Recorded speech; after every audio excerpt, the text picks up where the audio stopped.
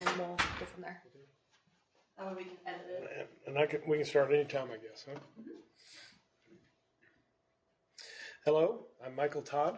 I'm one of the trauma and critical care surgeons at the Lake Havasu Regional Trauma Center, and we're here to talk about compartment syndrome of the extremity and abdomen.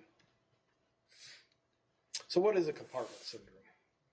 What causes it? What are its physiologic manifestations?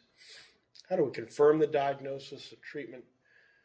And what are the long-term sequelae of an extremity compartment syndrome? Well, by definition, a compartment syndrome is when the elevated interstitial pressure occurs within a confined space.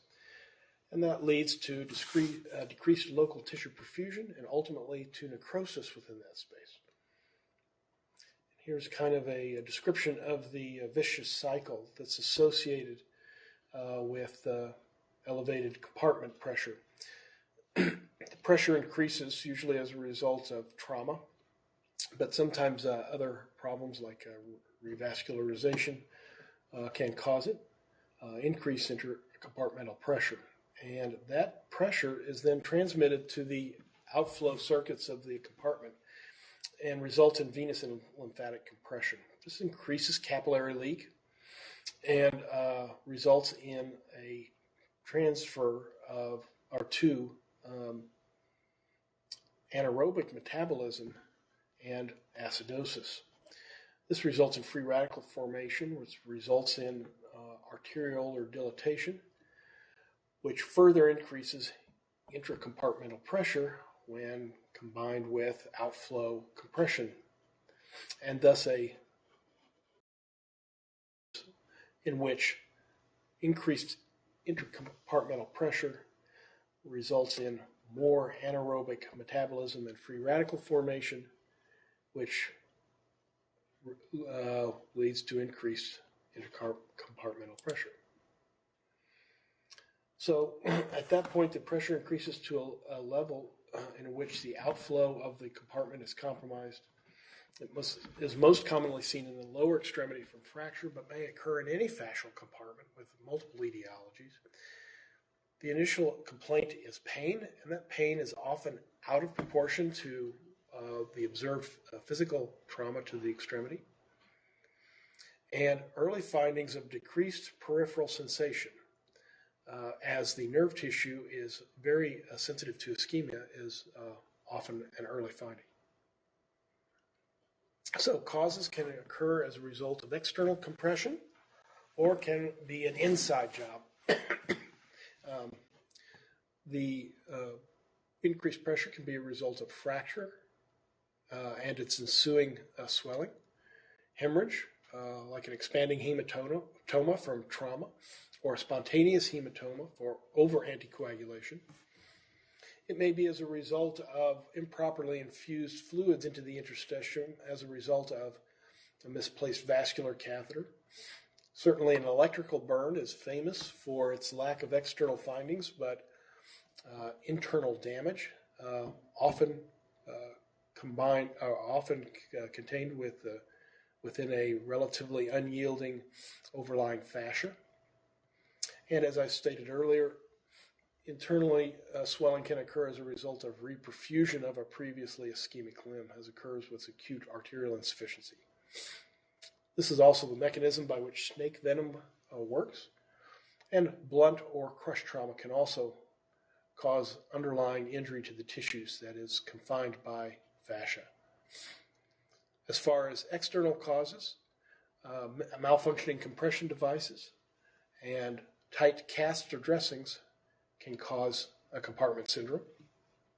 And thermal burns and its subsequent eschar, especially in instances of circumferential burns, can cause external compression of a compartment. So what are the physiologic manifestations of a compartment syndrome? We'll often use the mnemonic of the multiple Ps. Pain, again, often out of proportion to physical findings. Pain with passive motion. Compartmental tenseness associated with pressure. Again, paresthesias and paralysis, and pulselessness, which are both late findings. How do we confirm the diagnosis of compartmental pressure? Well, confirmation usually occurs as a result of a direct measurement of the subfascial compartment pressure. However, the diagnosis is principally clinical in nature. Treatment should be strongly considered in patients with appropriate risk factors who elaborate convincing findings independent of compartmental pressure readings. How do we treat it? Well, if it's an inside job, then we have to release the compartment, and that usually involves a fasciotomy.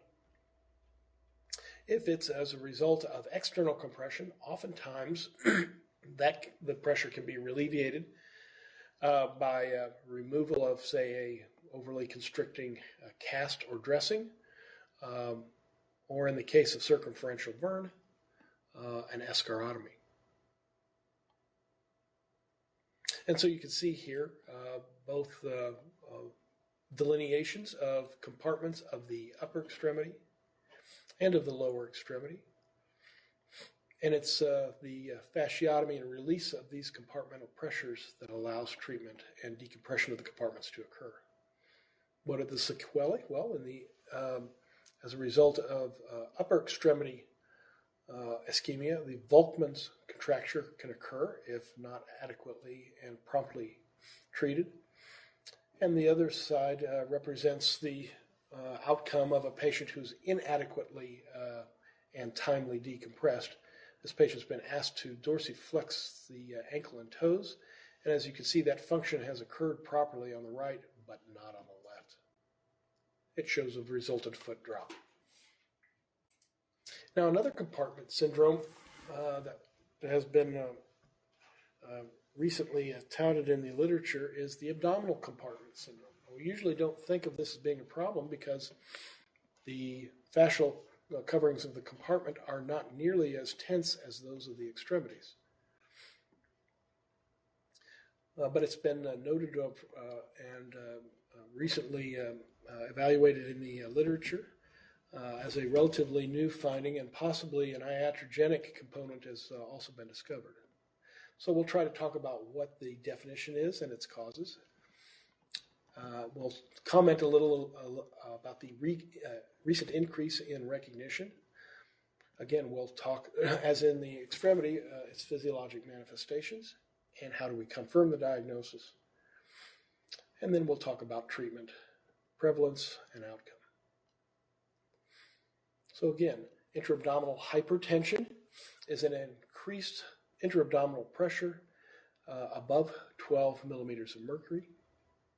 This is correspondent to the same pressures that we see in the extremity. And the compartmental syndrome is defined as a sustained intra-abdominal pressure of greater than 20 that is associated with organ dysfunction. Again, the definition of any elevated compartment pressure is when the interstitial pressure is confined due to the relative inelasticity of the surrounding tissues that ultimately results in tissue necrosis. So what intra-abdominal pressures are concerning to us clinically? Well, again, most of us have a normal intra-abdominal pressure that's equal to the CVP. And in most ICU patients, there's a mild elevation due to multiple factors. We apply the designation of intra-abdominal hypertension when the intra-abdominal pressure exceeds 12 millimeters of mercury. And we are concerned, especially in the face of organ dysfunction, when that pressure exceeds 20 millimeters of mercury. So the primary acute abdominal compartment syndrome occur in post-surgical patients with trauma or other abdominal surgical issues. But the compartment pressure can also be increased due to secondary causes that are not associated with abdominal trauma or surgery. And it's common in patients who, for example, sustain burns or acute pancreatitis. And it may be associated with visceral edema and ascites. And we'll talk about why that's important in just a second. So what are the causes of intra-abdominal pressure elevation? They can be retroperitoneal, as in bleeding, or contained aneurysmal rupture, a result of pancreatitis or abscess. Intraperitoneal abdominal compartments can result from bleeding, organ dilatation like gastric dilatation, or in the case of ileus or small intestinal obstruction. It can be as a result of abscess formation, exuberant resuscitation, and pneumoperitoneum. Increases in tension to the abdominal wall can occur, again, as a result of circumferential burns. And reduction of large hernias back into the abdominal cavity with an inadequately prepared abdominal compartment can result in acute increases in intracranial pressure. Sometimes we have experienced this in patients who have developed acute abdominal swelling during operation, and this is manifested by difficulty in closing the abdominal wound. Chronic causes include central obesity and disease processes which result in large volumes of ascites. Of course, pregnancy is another chronic manifestation or a cause of increase in intra-abdominal pressure. So recently, the incidence of abdominal compartment syndrome has been recognized because we're looking more frequently. And is this really due to an increased incidence of the problem, or that we are simply looking more frequently? Is it a syndrome that's iatrogenic in nature, called biomedical process, and our improved ability to vigorously resuscitate patients? Certainly ICUs are full of sicker patients, and due to our increased attempts to enhance fluid resuscitation in goal-directed sepsis therapy may result in aggressive resuscitation. Certainly there's been an explosion in the literature due to compartment syndromes. These are publications over time, and you can see the exponential increase in publications to this problem. What are the physiologic manifestations of the abdominal compartment syndrome? Well, again, as we saw in the earlier compartment syndrome designation, is that the vicious cycle is very similar. Conversion to anaerobic metabolism results in acidosis, free radical formation, and capillary leak. This capillary leak is worsened in the abdominal compartment because the capillary leak associated with the intestinal tract results in mucosal breakdown, which augments bacterial translocation, and we know that that is a frequent source of multisystem organ failure. So in that vein, physiologic manifestations can occur in various organ systems. From the heart, intra-abdominal compression can reduce venous return to the heart, especially that from the inferior vena cava. And the result is a decreased cardiac output, an increased systemic vascular resistance, which increases the cardiac workload and reduces tissue perfusion. It can also inadvertently mislead caregivers due to incorrect elevations of and alterations of wedge pressure and CVP. In its worst case scenario, this can result in cardiac insufficiency and lead to cardiac arrest. Pulmonary manifestations of increased intra-abdominal pressure results in elevation of the diaphragm secondary to that increased pressure, with reduction in lung volumes and increased atelectasis. Again, this can cause increased peak pressures and tidal volumes. In fact, it's not uncommon to result in increased alarming of and setting of ventilator alarms. Ensuing barotrauma, atelectasis, and hypoxia can result in ARDS. The gastrointestinal manifestations of increased intra-abdominal pressures and hypertension can result in congestion of mesenteric veins and further reduce cardiac output to the gut. This can develop the development of the systemic inflammatory response and can worsen bacterial translocation. As far as renal manifestations occur, this usually results in inadequate venous outflow to the renal veins, which causes an acute kidney injury resulting in oliguria.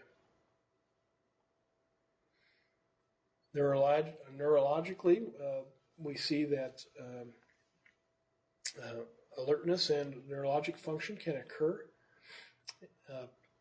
There are anecdotal reports of patients who were found to have a worsening mental status in the ICU, which improved with reduction of intra-abdominal pressure and compartment syndrome. And certainly, you can have, as I stated earlier, impact of measurement devices, including arterial blood pressure, CVP, and intracranial pressure, all as a result of increased abdominal pressures. They also can cause undue tension on abdominal wounds and increasing the incidence of wound breakdown and non-healing. Abdominal compartment syndromes have also been associated with increased risk for DVT and pulmonary embolus and coagulopathy.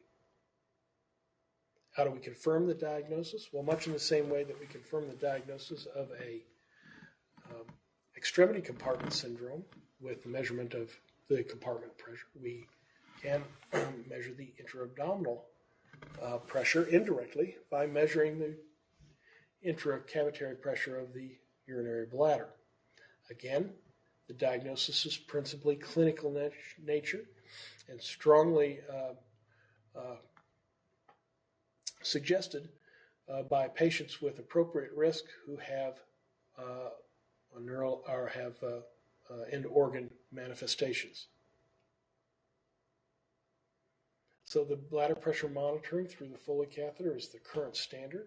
It is comparable to direct intraperitoneal pressure measurements and more easily reproducible and reliable than clinical judgment. This slide demonstrates the utility of measuring urinary output and its association with increased intra-abdominal pressures. In this patient population, average intra-abdominal pressures were elevated and reduced with paralyzing doses of cisatracurium. And when the intra-abdominal pressures decreased as a result of that medications, oliguria resolved. When the paralysis then wore off as a result of the metabolism of the paralytic agent, oliguria again recurred. But when the intra-abdominal hypertension and compartment syndrome were then medically treated with paralysis, induced paralysis, the urinary output again responded normally. So, fluids are absolutely required in our patients to improve and assure adequate intravascular volume, but over-resuscitation can lead to worsened edema. We first need to optimize fluid input in patients who have abdominal compartment syndrome, but be careful not to over-aggressively resuscitate those patients. We shoot for a perfusion pressure of approximately 60 millimeters. Medical management of compartment syndrome also resolves paralytics and sedation, especially in ICU patients. And in patients who have the type 2 abdominal compartment syndrome, oftentimes their abdominal hypertension can be relieved by paracentesis and removal of excess fluid. If all of these measurements fail, then further treatment can be achieved by decompressing the compartment with laparotomy. So, how common is this syndrome?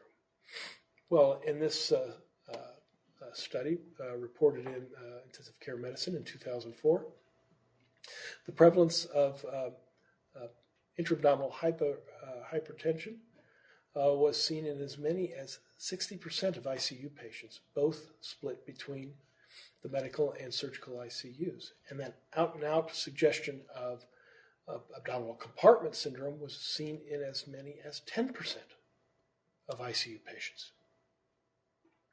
So then the question is, if this syndrome is seen frequently, does treating the syndrome affect outcome?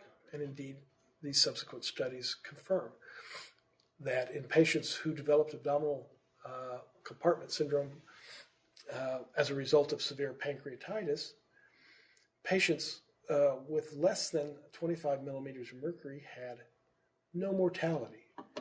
But in a similar cohort of patients who had intra-abdominal hypertension as defined as greater than 25 millimeters of mercury, the mortality in those patients was 36%, and 65% developed inflammatory syndromes systemically.